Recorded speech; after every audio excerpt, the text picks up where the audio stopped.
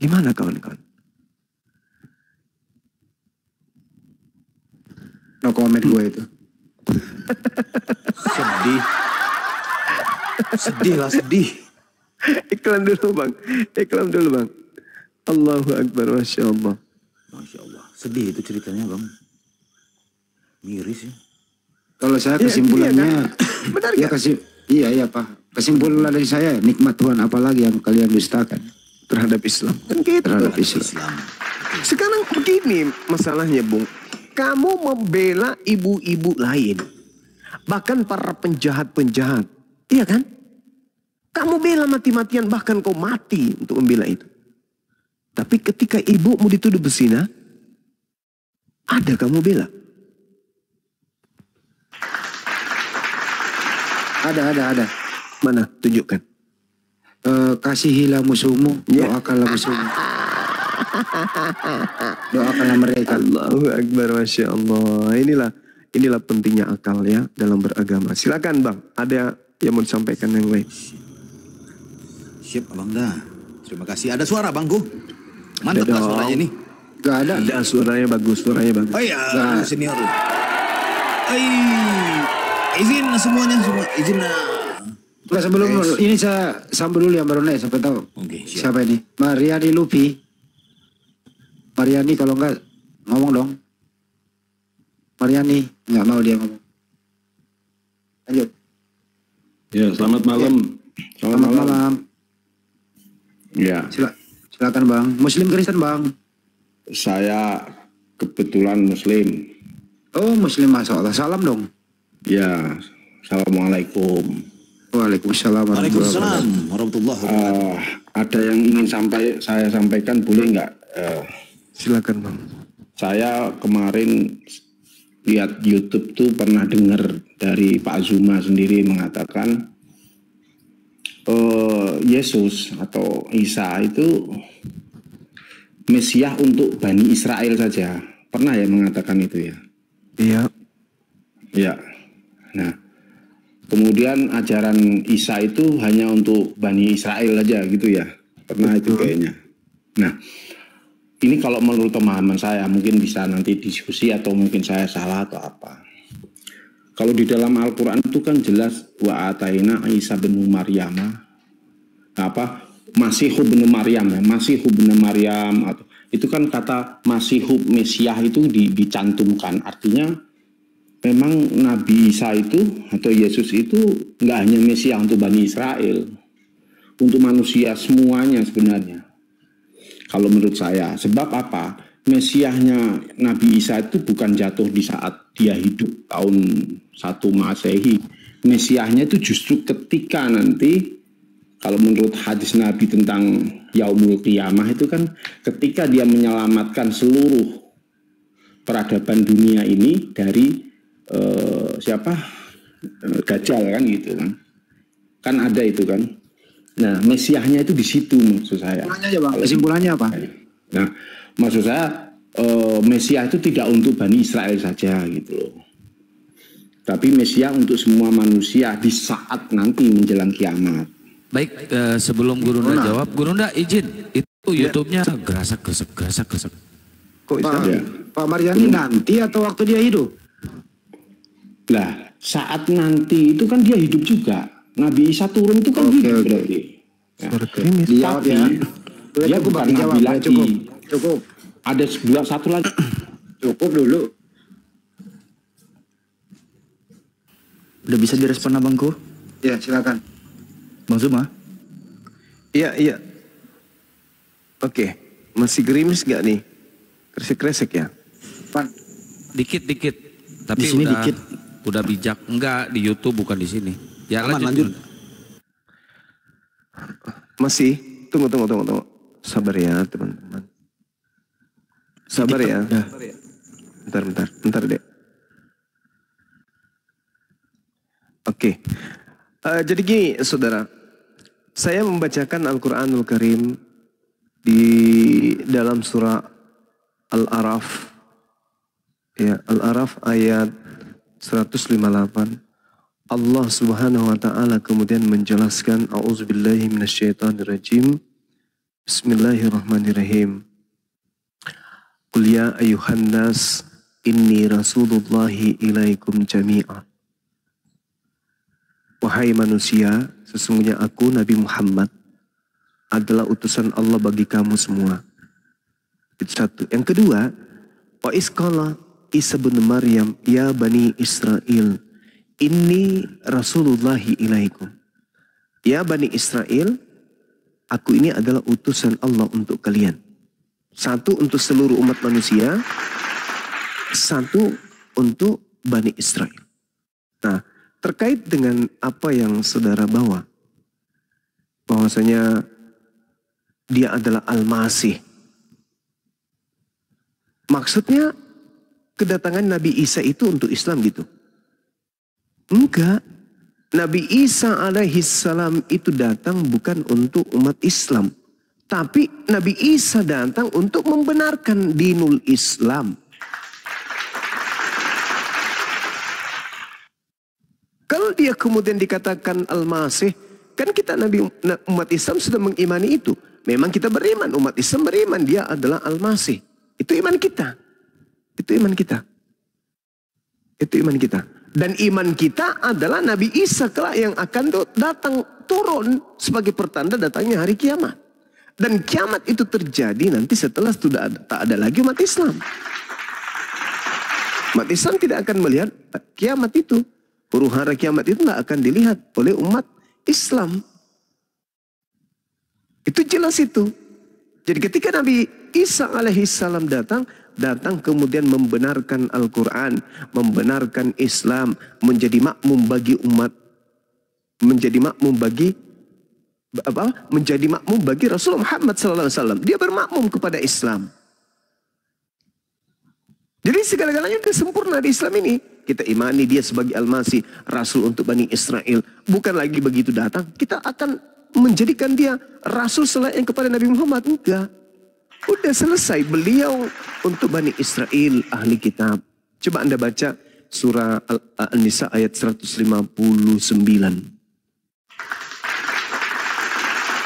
Ada orang Islam disebut di situ? Gak ada, karena umat Islam urusannya sudah tamat. Urusan umat Islam itu udah selesai. Apa itu beriman kepada Nabi Isa alaihissalam, bahwa beliau adalah utusan Allah untuk mereka, Bani Israel. Apa dikatakan oleh Allah dalam Al-Quran surah An-Nisa ayat 159. Ini ending dari semuanya. Wa in min ahlil kitab. Disebutkan? Disebut. Tidak seorang pun di antara ahli kitab yang tidak beriman kepada Isa menjelang kematiannya. Ada umat Islam di situ disebut. Gak ada. Kenapa umat Islam tidak disebut? Karena umat Islam dari sejak dia lahir diajarkan tentang Islam, diajarkan tentang Nabi Muhammad. Dari sejak mereka berislam sudah beriman kepada Nabi Isa alaihi salam. Jadi dia datang kepada mereka yang terdakwah. Nah itu yang saudara ingin saya sampaikan. Saudara Mariani ya. Kresek-kresek ya. Di YouTube kali Bang Zuma. Iya di YouTube maksudnya deh. Bang, saya mau nanya gini. Ada umat sebelum Nabi Muhammad, tetapi waktu zaman era Nabi Isa. Tapi bukan Bani Israel. Kalau dia mengimani Nabi Isa sebagai itu kan berarti memang itu yang harus ketentuan Islam itu ketika ada Nabi, maka imannya kepada Nabi dijadi itu. Sebelum ada Nabi berikutnya. Nah, ketika ada Nabi Muhammad, ya Nabi Muhammad semua. Tapi waktu, ini yang saya katakan, waktu sebelum Nabi Isa, Nabi Muhammad, itu kan tidak ada Rasul. Ini setelah Nabi Isa, baru Nabi. Maksudnya Nabi Ahlul banyak, Fatrah. ya. Maksudnya Ahlul Fatrah. Tapi dia menerima ajaran Isa waktu misalnya, saudagar misalnya. Ada orang berdagang ke Yerusalem atau ke Nazaret di saat misalnya nih orang Persia misalnya datang ke sana melihat Nabi Isa dengan sebuah kemujizatannya, ajarannya, dia beriman kepada Nabi Isa. Kan boleh saja sebenarnya. Apakah itu tidak dihitung sebagai umat Nabi Isa? Kan harusnya dihitung gitu. Itu yang maksud saya, bahwa nabi rasul itu sebenarnya untuk manusia di zamannya sebelum ada nabi yang baru. Kalau setelah Nabi Muhammad sudah tidak ada lagi kan gitu. Khotamul Anbiya. Nah, kata-kata bahwa Isa hanya untuk Israel di saat itu juga kayak menurut saya sih, nah bagaimana dengan orang-orang di luar Israel? Tetapi ada ketika pencerahan Nabi Isa itu ada. Kalau dia ngikut Nabi Isa, apakah bukan pengikutnya? Nah, itu. Makasih. Iya, saya hanya berbicara mengenai umat Islam dan juga ahli kitab. Karena Al-Quran menerangkan tidak seorang pun dari ahli kitab yang tidak beriman kepada Nabi Isa kelak sebelum kematian. Dan umat Islam memahami Al-Quran bahwa Nabi Isa diutus untuk Bani Israel. Kalau yang Anda pertanyakan, kita serahkan kepada Allah. Saya katakan bahwasanya ya itu urusan Allah, tidak dijelaskan kemudian di dalam Al-Quranul Karim seperti apa yang Anda pertanyakan. Bahwa semuanya akan beriman kepada Nabi Isa. Yang beriman kepada Nabi Isa adalah umat Islam dan juga ahli kitab menjelang kematiannya ketika Nabi Isa datang untuk yang kedua kalinya. Beliau Nabi, beliau Muslim. Silakan. Afi barusan cek akun beliau, memiliki 4 following akun yang beliau ikuti ya. Cuman 1 doang akun Muslim yang beliau ikuti, cuman akun Kang Kian Santang ini, dan 3 lainnya orang Kristen. Vi, itu yang dimaksud itu periode kekosongan itu, Vi. Iya, Alul Fatroh. Di Al-Maidah 5:19, Vi. Alah, kawan, Ya, nguji-nguji. Kau jangan nguji-nguji guru kami lah. Iya, ini ada Adrian. Adrian Muslim apa Kristen? Adrian. Kristen, Bang. Apa? Kristen, Bang. Ngomong Kristennya yang kencang, Bang, biar dunia mendengar, Bang. Biar bangga, Bangku. Tidak perlu lah. Ya, silakan. Anda mau diskusi atau mau bertanya aja, silakan, Bang. Enggak, cuma mau bertanya aja ini, Bang.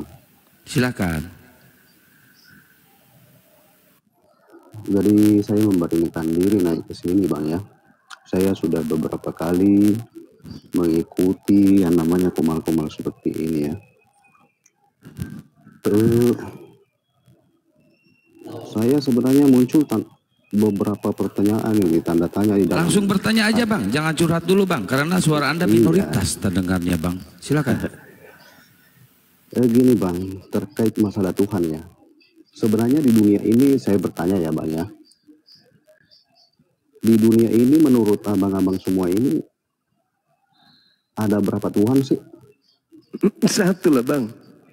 Maksud saya, saya kan imannya beda, agamanya beda. Iya. Saya yang saya imani sebagai Tuhan saya, apakah beda dengan Tuhan yang abang-abang imani? Beda, Bang, beda. Beda. Tuhan kami maha suci. Tuhan saudara mohon maaf, jauh dari kata itu. Jadi beda Tuhan kita.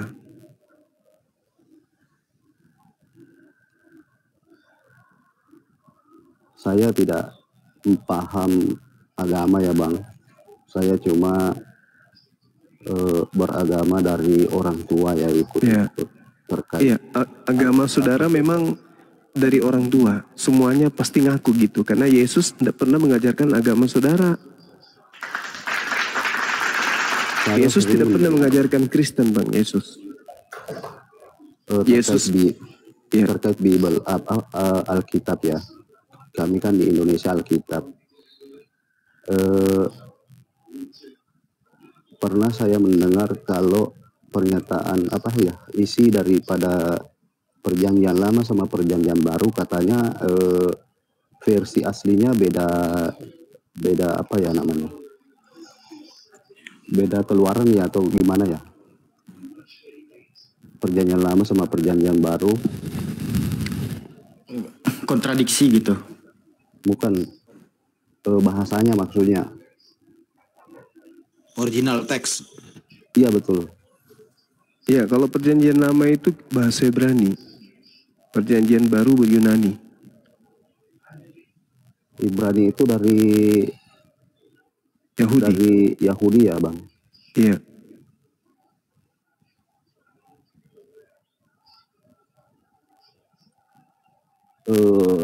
Secara tidak langsung Bang, saya mau mengetahui sejarah sebenarnya di sini. Saya sudah beberapa kali mengikuti Komal seperti ini. Saya bimbang, bertanya-tanya dalam hati bahwa kitab yang saya imani ini, saya mau tahu maksudnya apakah benar yang saya pegang ini benar-benar benar atau gimana Bang, seperti itu. Mungkin abang-abang paham maksud saya.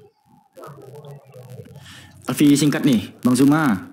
Bang Adrian ini bertanya, Bang Zuma, apakah benar perjanjian baru itu berisikan informasi kebenaran dari sumber sang pencipta langit dan bumi? Silakan Bang Zuma. Gimana? Tunggu dulu ya Bang. Tunggu dulu, saya sambung ya. Iya. Karena saya lihat di kitab abang-abang ini, saya lihat kenapa ada original teks bahasa Iya, udah benar Arab, itu Bang.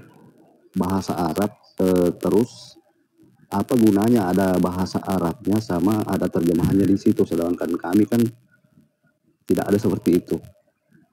Bukan mau membandingkan. Oh iya, sebelum Gurunda jawab, aku nanya dulu dikit ke Adrian. Mau masuk Islam Adrian?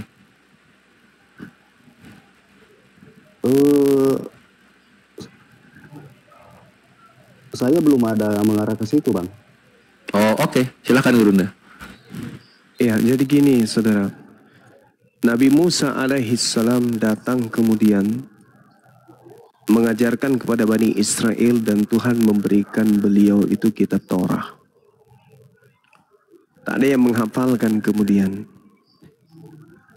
Lalu kemudian Allah mengutus nabi-nabi, demikian juga adanya. Lalu Al-Quran diwahyukan sebagai petunjuk terakhir untuk seluruh umat manusia.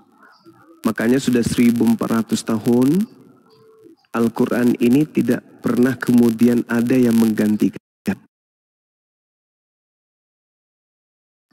Kalau dulu Torah, kemudian Injil, Mazmur atau Zabur, kemudian Injil, lalu Al-Quran. Karena Al-Quran ini adalah pedoman akhir sampai kiamat, dan tidak ada lagi kitab suci setelahnya, maka pencipta langit dan bumi memberikan stempel legitimasi untuk dijaga kemurniannya. Nahnu nazzalna zikra wa nahnu lahu lahafizun. Aku yang mewahyukan Al-Quran, aku juga yang akan menjaganya. Kenapa dijaga? Karena ini kitab terakhir. Kemurniannya harus tersampaikan semuanya kepada manusia, termasuk Anda. Kalau Anda menyampaikan Bible kepada kami dalam bentuk terjemah, dan di situ berkata, Yesus berkata, kami mana bisa tahu itu ucapan Yesus? Itu bahasa Indonesia. Yesus menggunakan bahasa Ibrani Aram. Apa yang Yesus katakan pada saat itu? Orang Kristen juga nggak tahu. Yang ada sampai di Indonesia ini cuma terjemahan dari kitab Belanda. Mana kita tahu itu ucapan Yesus? Bagaimana kalau sudah terganti dari bahasa Yunani, bahasa Latin, masuk lagi ke bahasa Belanda, masuk lagi ke bahasa ini, itu sampai ke Indonesia. Mana yang betul? Sedangkan kalau Al-Quran dari 1400 tahun silam sampai hari kiamat nanti, keturunan kita masih mendengarkan Alhamdulillahi Rabbil Alamin Ar-Rahmanir Rahim Maliki Yaumiddin. Keturunan kita masih mendengarkan bacaan itu. Sehingga ketika Nabi Muhammad melafazkan bacaan ini sampai kepada para sahabat, turun lagi kepada tabi'in, turun lagi kepada tabi'in, sampai kepada para ulama, sampai kepada kita hari ini terjaga. Jadi kita seakan-akan bertemu dengan Rasulullah. Karena dari lisannya kemudian sama uraiannya dengan apa yang kita pelajari, apa yang kita baca, apa yang kita lihat, apa yang kita dengar. Bagaimana dengan kitab saudara? Benarkah Yesus mengucapkan kata-kata itu? Apa? Lisannya seperti apa? Kita nggak tahu. Karena Al-Quran kemudian dikhususkan untuk sampai kiamat, maka Al-Quran dijamin kemurniannya. Silakan alam semesta mengkritisi Al-Quran. Silakan orang-orang terpintar, tercerdas dari keturunan Adam, dari agama apapun, dari bangsa manapun, dari disiplin ilmu manapun, apapun itu, untuk mengkritisi Quran. Ada kesalahan, silakan tunjukkan. Al-Quran menantang semua zaman. Al-Quran kemudian menantang ilmu pengetahuan. Al-Quran menantang semua disiplin ilmu. Silakan tunjukkan kalau ini bukan dari pencipta langit dan bumi. Mereka pasti yang mengatakan Al-Quran keliru, saya pastikan mereka nggak bisa Al-Quran. Mereka hanya mengambil kata 1, 2, 3, lalu kemudian mereka pretelin terjemahannya bla bla bla dan seterusnya. Sekuat apapun mereka kemudian menggali kesalahan dalam Al-Quran, Al-Quran semakin sesuai dengan zaman. Nah, oleh karena itulah saudara, ya, kenapa Al-Quran ini terjaga keasliannya? Karena Al-Quran dikhususkan untuk seluruh umat manusia termasuk Anda. Kalau yang datang kepada Anda cuma terjemahan Al-Quran, maka apa yang terjadi? Orang berakal akan bertanya, mana aslinya? Apa buktinya kalau ini sudah sesuai dengan aslinya?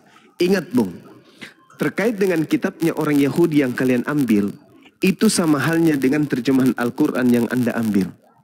Al-Quran punya terjemahannya Anda ambil, lalu terjemahan Al-Quran itu Anda pakai sebagai kitab suci, lalu Anda membuat agama baru di luar Islam. Itu yang terjadi terhadap kalian. Terjemahan kitabnya orang Yahudi kalian ambil, lalu terjemahan itu kalian gunakan sebagai alat untuk bikin agama baru, yaitu Kristen. Rancu bukan? Terjemahan Al-Quran diambil oleh sekelompok orang, terjemahan Al-Quran ini diambil oleh sekelompok orang. Lalu dengan modal terjemahan ini mereka mendirikan agama di luar Islam. Itulah keadaan agama saudara. Mengambil terjemahan kitabnya orang Yahudi, lalu dengan modal kitab terjemah ini, kalian membuat agama baru. Lucu kan? Lucu. Karena hanya menggunakan terjemahan dari kitabnya orang lalu membuat agama baru. Nah, Islam tidak. Islam tidak mengambil terjemahan kitabnya agama lain, tidak mengambil terjemahan Yahudi, tidak mengambil terjemahan Kristen. Tidak. Al-Quran sendiri yang mengukuhkan dirinya sebagai penentu kebijakan terakhir dari pencipta langit dan bumi. Nah, makanya Al-Quran sampai kepada Anda. Berbahagialah Anda yang kemudian bertemu dengan umat Islam. Kenapa? Anda bertemu dengan orang yang memiliki kitab masih ori dari nabinya. Satu-satunya mukjizat peninggalan para nabi hanya Al-Quran, tak ada yang lain. Musa, mana peninggalannya? Ada Taurat. Kalau dikatakan ada, apa bukti bahwa itu adalah Taurat dari Nabi Musa? Siapa yang menerima setelah Nabi Musa kepada siapa, kepada siapa, kepada siapa? Ada bukti? Gak ada. Kitabnya Yesus, Nabi Isa mana? Gak ada. Yang Anda temukan, yang Anda pakai, kitabnya Lukas, kitabnya Markus, kitabnya Yohanes, kitabnya Paulus. Mana kitabnya Yesus? Tak ada. Satu-satunya sekarang hanya Nabi Muhammad yang punya Al-Quranul Karim. Nah itu saudara. Kenapa dia masih terjaga? Karena Al-Quran dipersiapkan untuk sampai kepada kiamat. Kitabnya Yesus tak ada lagi. Injilnya Yesus tak ada lagi. Karena itu memang hanya untuk pada masa itu. Sudah tergantikan oleh kitabullah Al-Quranul Karim. Tak ada lagi. Makanya Al-Quran, makanya Bible itu keteteran untuk menghadapi Quran, tak sanggup. Seperti itu saudara. Karena Bible itu hanya perkataan manusia saja, bukan firman Tuhan. Itu perkataan orang-orang yang ada di lembaga Bible Indonesia. Sama ketika tadi saya ditanya, wahai Bang Sumaya, Paman, apakah terjemahan Al-Quran itu adalah Al-Quran? Saya katakan bukan. Terjemahan Al-Quran bukan Al-Quran. Terjemahan Al-Quran bisa direvisi, bisa dikoreksi. Sedangkan firman Tuhan tidak bisa dikoreksi, tidak bisa direvisi oleh manusia.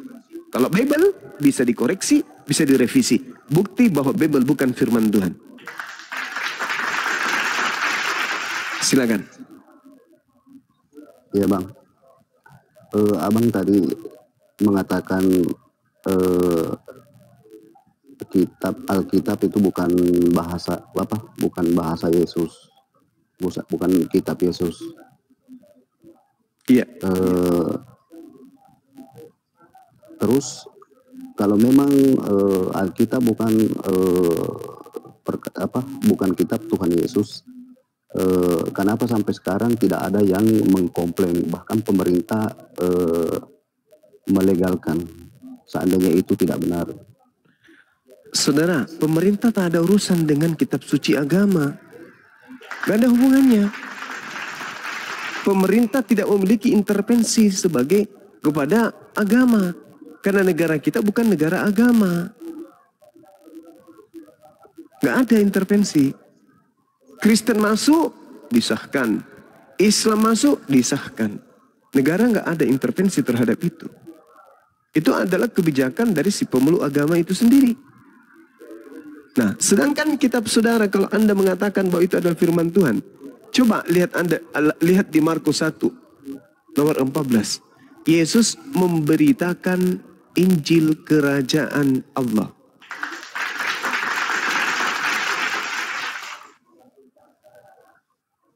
Itu bang. Yesus memberitakan Injil. Mana Injil Yesus? Tak ada lagi. Jadi menurut abang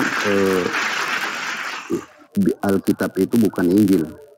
Yes, oh pasti. Bukan Injil itu bang. Saya pernah mendengar pernyataan Bang Suma. Iya. Saya pernah mendengar di Komal bahwa Yesus itu ada dua. Yesusnya Yahudi sama betul. Yesusnya Kristen ya. Iya. Maksudnya dasarnya Bang Suma ngomong gitu seperti itu gimana Bang? Yang pertama Al-Quran, surah An-Nisa ayat 157, Al-Ma'idah ayat 33.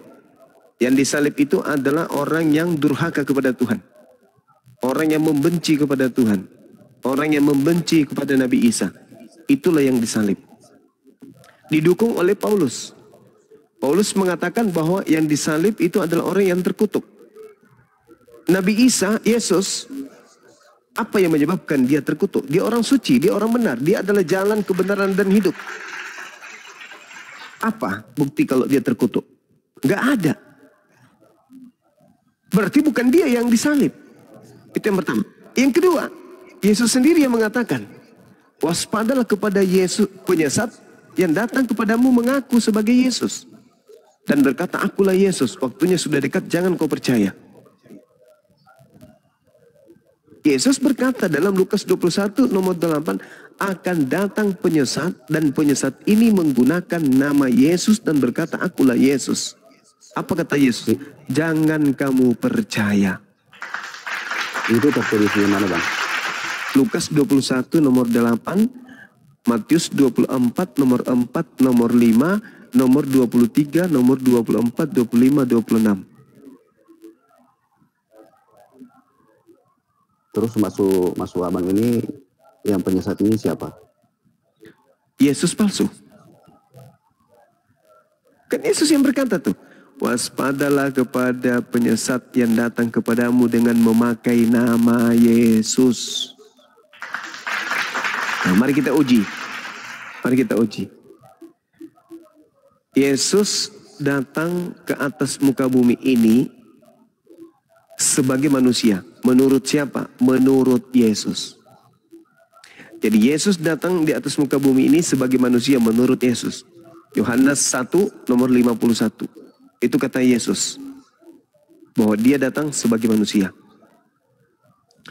Kedua, Anda baca 2 Yohanes 7. Anda baca 1 Yohanes 2 nomor 7. 2 Yohanes 1 nomor 7. Siapakah penyesat itu? Bukankah dia yang pergi ke seluruh dunia yang tidak mengaku Yesus datang sebagai manusia? Saya ulang, siapakah penyesat itu? Bukankah dia yang pergi ke seluruh dunia yang tidak mengaku Yesus datang sebagai manusia? Jadi yang tidak mengaku Yesus itu datang sebagai manusia, dia adalah penyesat. Coba Anda baca di dalam Galatia 1 nomor 11 nomor 12. Yesus datang kepadaku bukan manusia. Dia datang bukan sebagai manusia. Coba. Berarti Yesus yang datang kepada Paulus itu bukan manusia. Nah, sementara dikatakan siapakah penyesat itu? Bukankah dia yang pergi ke seluruh dunia yang tidak mengaku Yesus datang sebagai manusia? Penyesatnya mengaku Yesus datang bukan sebagai manusia. Kebetulan Galatia 1 nomor 11-12 Paulus mengaku, aku menerima Injil bukan dari manusia, tetapi dari Yesus. Berarti Paulus mengatakan bertemu dengan Yesus yang bukan manusia. Siapakah penyesat itu? Bukankah dia yang pergi ke seluruh dunia yang tidak mengaku Yesus datang sebagai manusia? Paulus kemana-mana mengatakan Yesus itu datang kepadaku sebagai bukan manusia. Matius 24 nomor 4 nomor 5. Waspadalah kepada penyesat yang datang kepadamu dengan memakai nama Yesus dan berkata, akulah Mesias. Dia akan menyesatkan banyak orang. Yang datang kepada Paulus mengaku Mesias. Akulah Yesus Mesias. Dan menyesatkan banyak orang. Mana banyak orang yang disesatkan itu pengikutnya? Namanya Kristen. Makanya kenapa di Matius 7 nomor 22-23 Kristen kelak akan diusir? Karena itu tadi. Karena Kristen itu bukan pengikut Yesus. Pada hari terakhir nanti banyak orang berseru kepadaku, Tuhan Yesus, Tuhan Yesus. Bukankah kami bernubuat pakai namamu, bermujizat pakai namamu, mengusir setan pakai namamu? Apa kata Yesus? Pada hari itulah aku akan berterus terang kepada mereka. Enyahlah daripada aku, kalian semua adalah pembuat kejahatan. Itu jelas kan? Diusir kan Kristen? Diusir.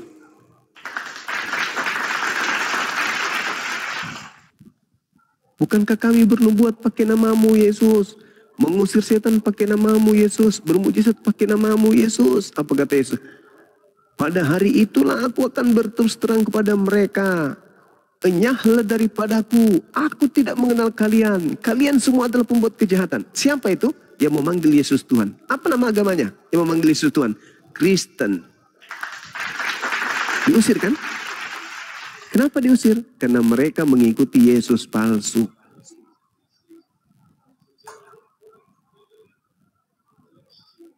Yesus selama 33 tahun bang, tidak pernah mengajarkan makan babi, tidak pernah mengajarkan menyembah dirinya, tidak pernah mengajarkan ibadah di gereja, tidak pernah mengajarkan ibadah minggu, tidak pernah mengajarkan tidak sunat, tidak pernah mengajarkan untuk orang menjadi Kristen, tak pernah. 33 tahun lawan. Di mana tertulis itu bang? Apa itu? Itu yang dilarang tadi. Maksudnya?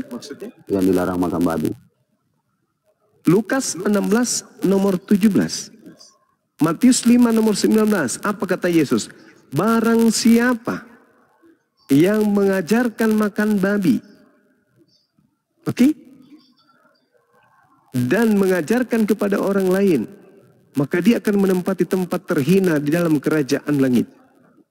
Saya ulang, barang siapa yang meniadakan setitik pun dari hukum Taurat, meskipun yang paling terkecil, lalu mengajarkan kepada orang lain, maka dia akan menempati tempat terhina. Di mana itu kalau tempat terhina kira-kira? Neraka. Lukas 16:17. Aku berkata kepadamu, sebelum langit dan bumi lenyap, setitik pun dari hukum Taurat tidak bisa dibatalkan. Itu kata siapa? Kata Yesus. Pertanyaannya, langit dan bumi sudah lenyap atau belum? Belum. Berarti sudah bisa nggak dihilangkan hukum Taurat? Tidak bisa. Kata siapa? Kata Yesus. Nah, orang Kristen menghapuskan hukum Taurat. Iya, yang kami imani seperti itu bang. Nah, itu dia. Makanya kalian mengimani itu dari Yesus mana? Sedangkan Yesus yang asli mengatakan lebih mudah langit dan bumi lenyap daripada setitik dari hukum Taurat batal. Yesus sendiri yang asli mengatakan, barang siapa yang menghilangkan hukum Taurat meskipun yang paling terkecil, lalu mengajarkan kepada orang lain, maka dia akan menempati neraka. Itu yang asli. Tapi ketika ada makhluk datang mengaku Yesus, membisikkan kepada Paulus, Paulus kemudian mengatakan apa? Hukum Taurat itu adalah sampah, skubalon, tinja, kotoran. Beda kan? Ya, Beda. yang kami imani itu Bang, yang datang ke Paulus itu adalah Tuhan Yesus Bang. Iya, Tuhannya Kristen itu bernama Tuhan Yesus. Itu sudah betul, itu Tuhannya Kristen. Sekarang pertanyaannya, apakah Yesus menyembah kepada Tuhan yang bernama Yesus? Itu pertanyaannya. Apakah Yesus, anak Maria, menyembah kepada Tuhan yang bernama Yesus? Kan tidak. Yesus yang anak Maria menyembah kepada Tuhan yang bernama Elohim. Beda kan? Makanya Yesus berkata di dalam Yohanes 4 nomor 22, Bung.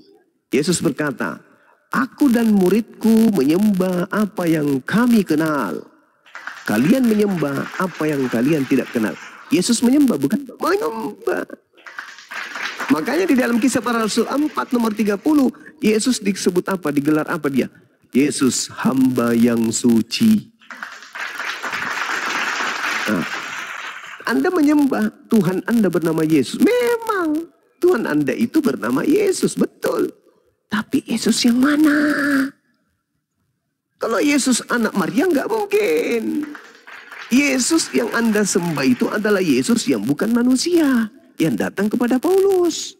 Sedangkan Yesus yang datang penginjilan di tengah-tengah Bani Israel itu adalah Yesus manusia. Berarti namanya sama, Yesus, satu manusia, satu bukan manusia. Renungkanlah itu saudara, pikirkanlah itu. Makanya Yesus mengatakan, waspadalah kepada penyesat yang datang kepadamu dengan memakai nama Yesus. Berarti ada penyesat yang datang memakai nama Yesus. Sekarang sembahan Anda bernama Yesus. Ngajarkan Anda makan babi, tidak bersunat, sekolah ibadah minggu, ke gereja, menuhankan manusia Yesus. Itu ajaran siapa? Ajaran Yesus yang bukan manusia, yang adalah Tuhan Anda itu. Siapa Yesus yang menurut Yesus? Yesus yang datang setelah Yesus menurut Yesus itu siapa? Yesus penyesat. Hanya ada satu kandidat Yesus yang penyesat itu, yang disembah oleh Kristen. Sederhana bukan? Gurunda izin, Gurunda ganti akun dulu, Gurunda kutil-kutil udah mulai kepanasan kayaknya Gurunda daripada kena Afi tambahin juga Bang Zuma di YouTube. Di tetap layar teman-teman. Silakan. Saya Bukan, turunkan. Afi mau nyampaikan di YouTube kresek-kresek Bang. Oke. Diambil alih dulu sebentar, Dek. Silakan. Ya, ganti akun dulu Gurunda. Ini pasti kena tentara Romawi, kutil-kutil ini pada kesurupan gimana? Panas kalian kan. Bang Kaisar. Ada yang mau mualaf pasti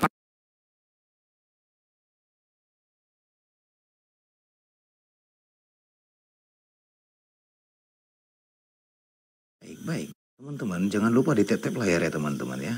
Jangan lupa di tap layar. Sebentar ya Bang Adrian ya, sebentar Bang Adrian. Saya mau ini dulu Bang Adrian, mau bernubuat sebentar ya Bang ya. Teman-teman di bawah terima kasih, kencangkan tap layarnya. Mengutip dengan perkataan Bang Zuma Gurunda kita ya.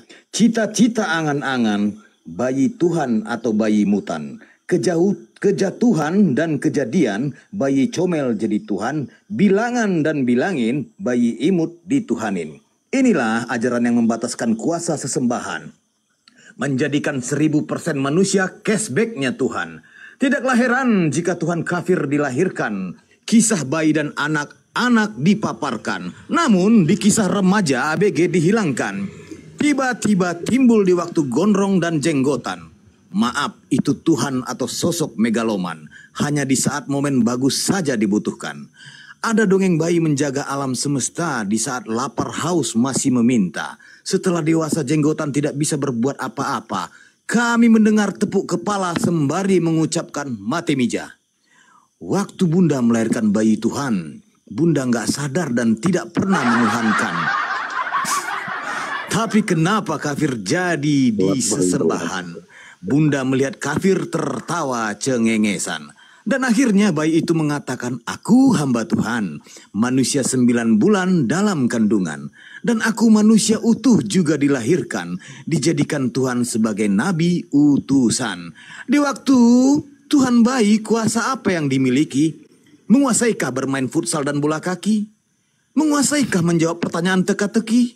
Tidak pernah dan tidak sama sekali. Sebab nyatanya dia masih makan disuapi, dineneni dan diceboki. Lepas menetas, anak itik dan ayam bisa berjalan. Lucu dan imut, pintar mencari makan. Apakah sama dengan bayi Tuhan? Bisa motoran, balapan setelah dilahirkan. Ya, bapak memberi nama kepada anak. Anak diberikan nama dari bapak. Bapak dan anak satu nama dengan anak. Rasanya otak mulai koplak dan somplak. Akhirnya kepala bertudung, celana sempak. Sekali lagi ditanya apakah kafir berakal? Jawabannya cukup imani dan akal nakal. Tuhan pencipta menjadi bayi, apakah masuk akal? Jawabannya pasti macet seperti congor tertelan sendal. Sekali lagi, ajaran warisan penjajah datang mematikan akal, menjadikan kalian seperti Shinchan si bocah nakal. Oleh karena itu kami datang memberantas dan menangkal, didasari akal logika, iman kebenaran yang kekal. Dan terakhir, Al-Quran menantang setiap zaman. Al-Quran menantang setiap kezaliman. Al-Quran menantang setiap keilmuan. Dan Al-Quran adalah firman Tuhan, tuntunan iman kebenaran, ada perintah larangan dan ilmu pengetahuan. Jika kau masih meragukan, Al-Quran menantang, cari di dalam satu kesalahan. Sekian, terima gaji, stay tune. Masya Allah. Paham, Allah. Abangku, Ya, belajar di silakan. mana bang ini? Bikin kopi dulu. Bikin Betul kopi, Bang Adrian. campur tepung kanji. Laksanakan Abang Zuma.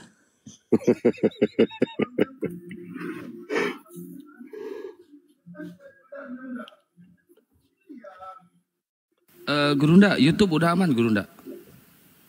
Udah Alfi pantau. Mantap. Mana tadi si itu? Turun, Tadi turun. orangnya mana?